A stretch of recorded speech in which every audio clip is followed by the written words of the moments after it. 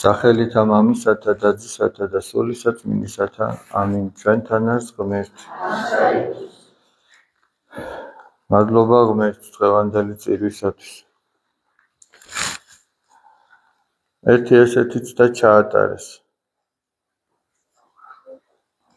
ორი ბაყაყი ჩასვეს წყალში.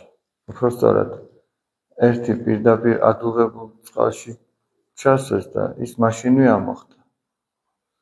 და მეორე ცივ წყალში ჩასვეს და შეუნთეს ნელ-ნელა ძალიან დაბალ ცეცხლში. და ნელ-ნელა გათვა წყალი, გათვა. ამ ბაყაყისთვის ახლა თავდაპირველად მისაღები იყო ის წყალი, რაშიც იყო. მერე ცოტა რომ გათვა კიდევ მისა, მერე ოდნავ რომ გაცხელდა, კიდე იფიქრა რომ ამასაც მოითმენდა და გაუძლებდა. მერე კიდევ და ისე მოიხარშა რომ ვერაფერი ვერ გაიგო. ანუ ვერ ამოვიდა იქიდან, ვერ იგრძნო, არ გაუჩნდა პროტესტი. ესმით აი რაზეა ლაპარაკი, რატო ამბობ ახლა ამას? ადამიანი ეკლესიურად რომ ცხოვრობს, აი მაგალითად მას რომ უთხრა რომ შენ დღეიდან აღარც მარხვა არ უნდა შეინახო, აღარც უნდა ილოცო, აღარც აღსარება თქვა, აღარც ეზიარო. ის იმ ბაყაყივით, პირველი ბაყაყივით ამოხდება იქიდან. და იტყვის რომ არა, ეგ შეუძლებელია, მაგას როგორ გავაკეთე. მაგრამ მეორე შემთხვევა და ეშმაკი დახელოვნებულია და სწორედ იმ მეორე შემთხვევით უდგება ადამიანს. იმიტომ რომ მას არსად არ იჩქარება. არ აქვს მისთვის მნიშვნელობა პირდაპირ დიდ ცოდვებში ჩაგავდა. ცოტაობით, ნელ-ნელაობით, არსად არ იჩქარება მას. ცოტა პატარა რაღაცას დაგათმობინებს. მერე კიდევ და საბოლოო ჯამში აღმოჩნდება, რომ შენ მართლაც ადუღებულ წყალში ხარ და მოიხარში ამ წუთის ოფლის სხვადასხვა სასწაულებში და ვეღარაფერს ვეღარ აკეთებ. იმიტომ რომ ეს ნელ-ნელაობით ეპარება ადამიანს. და ამიტომ ჩვენც უნდა გამოვიყენოთ იგივე მეთოდი, ესე იგი და ჩვენი სული ცოტ-ცოტაობით უნდა განიკურნოს.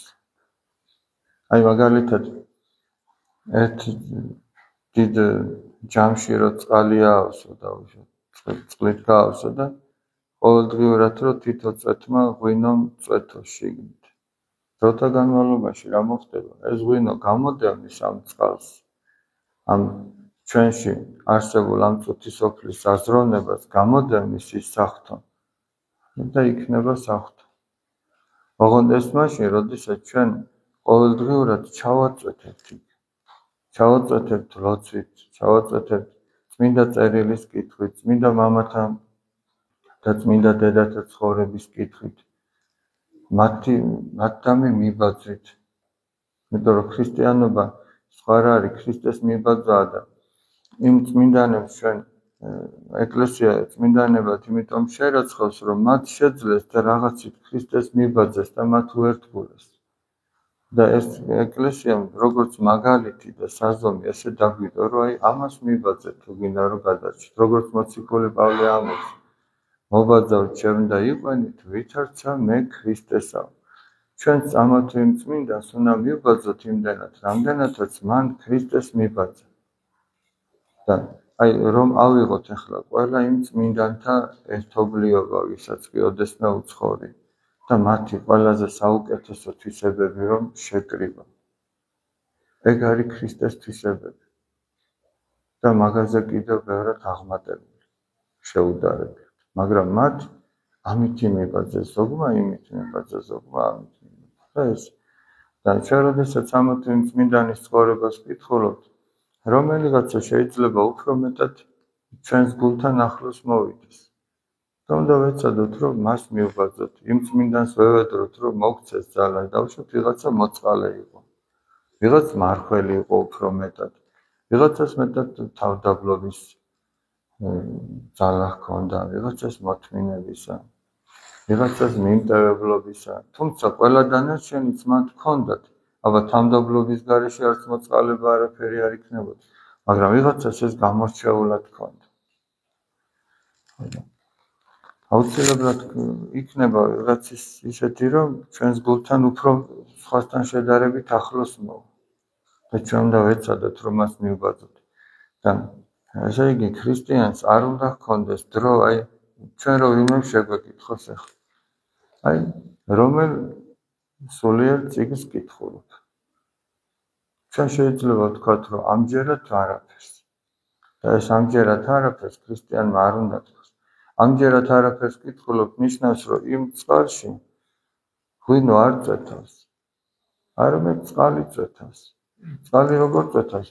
ჩვენი ყოველდღიურ ცხოვრებაში ჩვენ უამრავ საეროს და ხორციელს ვიგებთ და ჩვენში შემოდის ეს, ჩვენში ილექება, ჩვენს აზროვნებას ცვლის მერე ეს. დაზროვნებას რომ ცვლის, იცვლება ჩვენი ცხოვრების წესიც.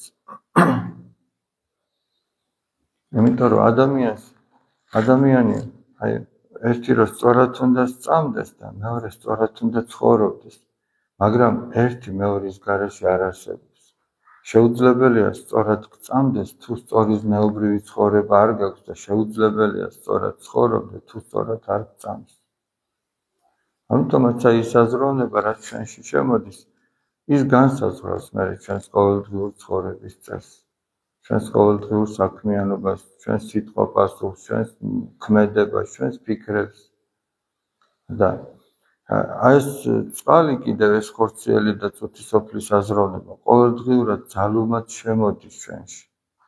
გინდათ ტელეფონით, გინდათ ტელევიზორით, გინდათ ქუჩაში. ახლა ქუჩაში თქვენ სადმე ნახავთ, რომ ვიღაცა სულის გადარჩენაზე საუბრობს, ამა თუ იმ წმინდანის, ამა თუ იმ დიდებულ მაგალითზე საუბრობს. ძალიან იშვიათად თუ სადმე შეხვდები. და ამიტომ აი ეს სულ ესეთი რაღაც შემოდის. და მაშინ რა უნდა ქნას ქრისტიანმა? უნდა ქნას ის, რომ ყოველთვის რომელიღაცა წიგნი უნდა გადაშლილი ქონდეს და ცოტ-ცოტაობით ყოველდღიურად აუცილებლად კითხულობდეს.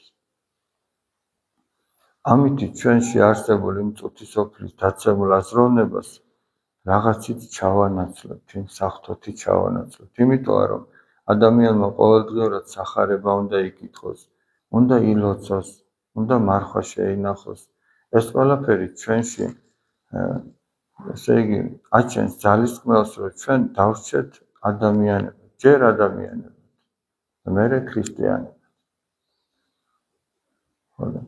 ამიტომაც აი ამის გარეშე არ უნდა იყოს, არ უნდა მოეშვას ადამიანი, არ უნდა მიეჩვიოს იმას, რომ აი აღარ ილოცოს დაუშვათ.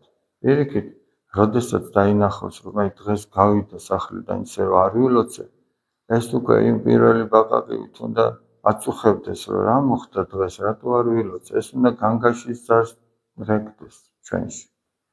მაგრამ ჩვენში სამწუხაროდ აღარ ეკს ეს განგაშის ძარს. იმიტომ რომ მივეჩვიეთ იმ მეორესავით. არა უშავს, რა უშავს, ახლა დღესაც თუ არ ვილოცებ, ხვალაც თუ არ ვილოცებ.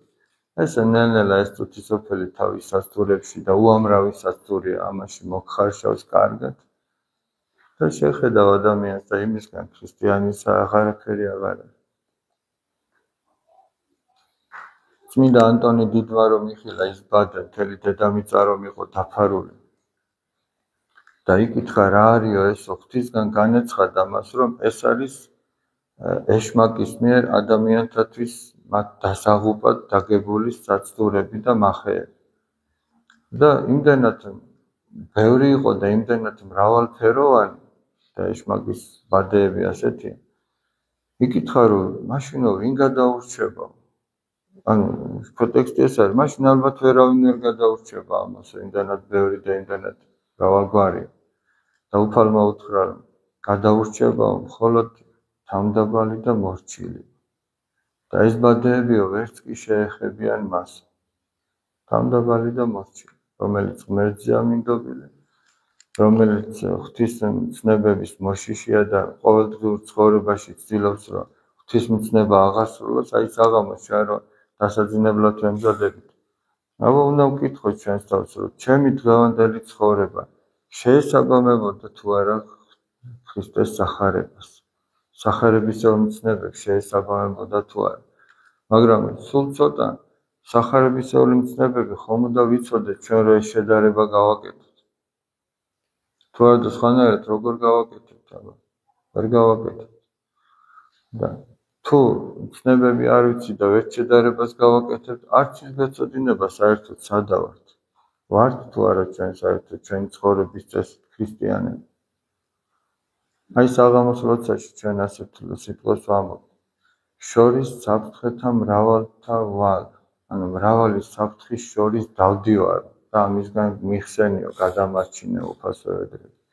ჩვენ ყოველდღიურად უამრავი საცდურის წინაშე ვდგებით. ზოგჯერ მარცხდებით, უფრო ხშირად ალბათ მარცხდებით. მაგრამ უფრო ნაკლებად ვიგებთ ამას. თუ ჩვენ სახარებისეული მცნება არ ვიცით.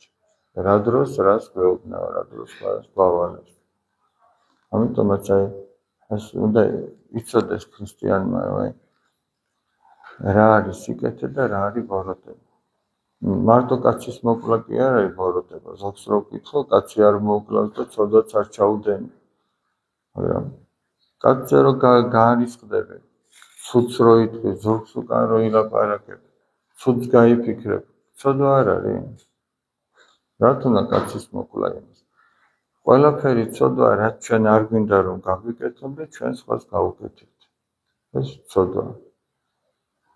რაც ჩვენთვის გვინდა და სხვისთვის დაგვეზარება, დაგვენანება, შევშურდება, ეგეც ცოდვაა.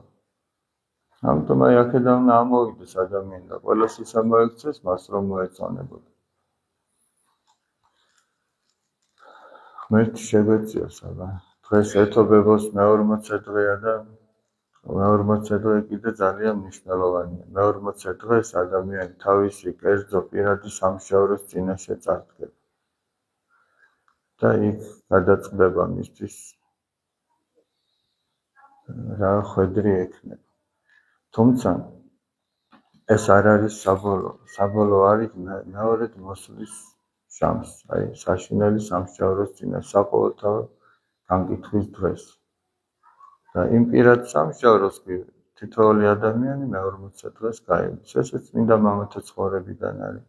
მაკარი დიდის ცხოვრებიდან არის, მას გამოეცხადა ანგელოზი და მას აუწყა, რომ რა დღეს რა მნიშვნელობა ჰქონდა და მე-40 დღე ასეთი მნიშვნელობისა იყო. თუმცა განსაკუთრებით ლოცულობენ ხოლმე მე-40 დღემდე. თუმცა იგი მას არ ნიშნავს, რომ მე-40 დღეს იქით უნდა დავაკლოთ ადამიანს ლოცვა. ჩვენთან არის ღმერთი.